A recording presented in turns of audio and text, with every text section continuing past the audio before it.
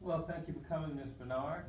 Likewise. I mean, it's wonderful to have you here. Have a seat. Thank To you. have you here to discuss your future goals. Heard some really great things about you. I understand that you have made a transition from the Frisco ISD to the Dallas ISD.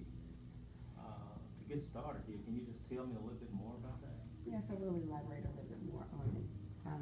To begin, I first began with DISD and then I transferred to Frisco ISD. My experience at DISD has been working with Title I schools, underprivileged kids. Mm-hmm. And then once I transitioned to Frisco, these kids there were privileged kids. They were, it wasn't a Title I campus, nor were they underserved. And now that I'm going back to GISD, within those two experiences, I realized that I belong with servicing underprivileged kids. So would you say that your transition back to the Dallas ISD is possibly a calling? Absolutely, absolutely. Because the majority of my experience has been with working with Title I underprivileged kids, and I've realized that servicing underprivileged kids, they need support from people like me.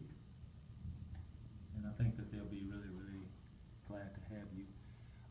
Going further, what are your goals? What goals do you have planned for your transition to the Dallas ISD? Recently, I just set a goal for myself professionally to become a diagnostician. Okay. I've recently enrolled in a university to complete a master's in special education. Okay. Then once I complete that, we'll test for the certification and then become a certified diabetic. Okay, any other goals?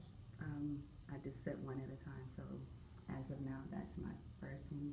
But in broadening my experience, because the majority of my educational experience has been with working in elementary settings, I do plan to gain some experience and knowledge of working in a secondary. So how do you think that the diagnostician would work? How would that fit in with the previous experience that you've had within the school system? Within the school system, I've taught in the general ed classroom, but I've had a lot of kids that were mainstream, whether it was resource, speech. So for me, becoming a diag, I've had the mainstream, but I have not generally just worked with special ed. Okay, great. Great. So what strategies are you planning on putting in place to reach that goal, or those goals? Well, the strategies that I've put in place is, first I made a plan. Made a plan. And then acted on the plan, because I've just recently enrolled in school. Okay, you made a plan and you acted on a plan. Any particular schools or programs that you have in mind to achieve this? Not at the moment, but I will research additional programs that would assist me in gaining the knowledge and experience in achieving my goals. Well, I have no doubt that you will, achieve these goals. I understand that you have about 3 master's degrees already. Yes, I Tell do. me something about that. My first master's is a Master's of Arts in Teaching, which I was able to gain my certification with that master's. My second and third master's is a Master's of Science in Instructional Technology and a Master's of Education in Educational Technology. Wow.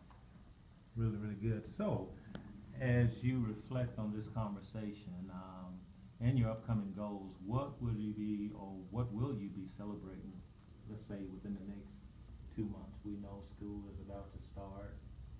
What do you think you'll be celebrating as far as trying to reach or achieve these goals? Well, for me, because my first class begins August 22nd, so within the next 2 months, I'll be celebrating completion of the first class towards the Master's in Special Education.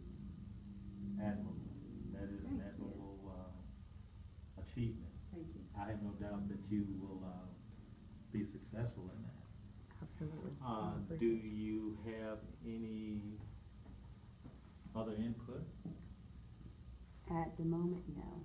At the moment, no?